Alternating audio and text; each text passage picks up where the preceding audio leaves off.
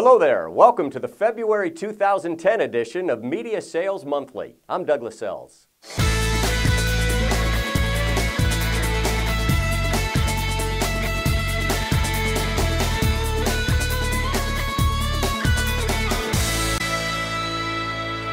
A recent AdMall survey of advertising sales personnel found that ad sales managers and account executives are optimistic about 2010 goals and expect increased revenues in a variety of categories. 81% of advertising sales managers expect revenue growth this year versus 68% who said the same last year. Only 7% look for an overall decline compared to 19% who expected declines in 2009. AEs are even more optimistic, with a whopping 91% forecasting increases. By media type, 41% of newspaper reps and 37% of online reps expect an increase of 1 to 5%. Looking at projected revenue by sector, both managers and sales personnel predict increased sales revenue from healthcare, retail, and restaurants. Everyone agrees the outlook is much better for the automotive category versus 2009, and with midterm elections happening this year, political spending should also be up. Recruiting continues to lag as the job market forecast remains cloudy.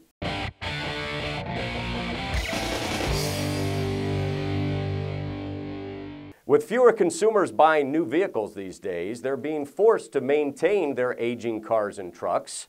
Independent repair shops and auto repair chains compete fiercely with auto dealer service centers for this business.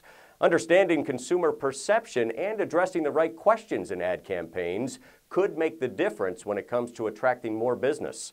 For example, consumers have definite ideas about which type of business provides the highest quality service work and who's overcharging for service.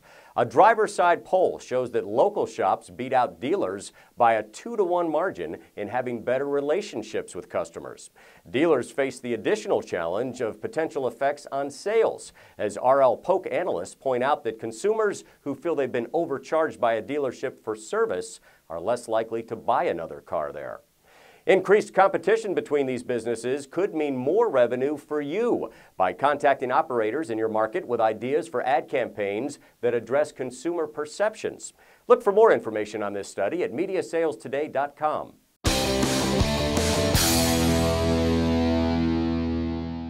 More data from the 2010 Adology Small Business Marketing Forecast gives insight into what these business owners find most frustrating about advertising. Cost keeps many small businesses from advertising, but also affects those who do advertise, and many are frustrated by not having enough budget to do what they want. But the overall biggest frustration in buying advertising is rate increases without justification or audience increases. Ad proposals that are irrelevant are also annoying, and these businesses struggle to justify the cost of advertising and to measure success.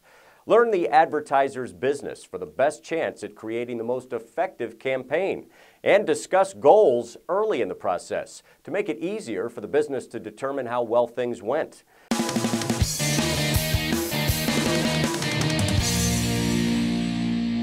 Cold calling. Love it or hate it, it's an important part of the sales process.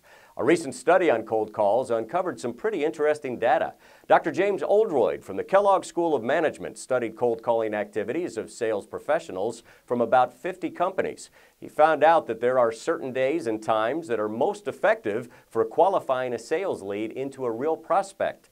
Turns out Thursday is the best day, Friday is the worst. And as you may have already figured out, it's better to call in the morning than in the afternoon. It turns out that morning calls are much better, 164% better than afternoon calls. And when someone expresses interest, don't wait. You're 4 times more likely to successfully qualify a lead if you call within 5 minutes than if you call between 5 and 10 minutes. According to Oldroyd, an average of 41% of outside sales activity is done over the phone, so start dialing. Read more about this study and other cold calling tips at MediaSalesToday.com. That's it for this edition of Media Sales Monthly. I'm Douglas Sells.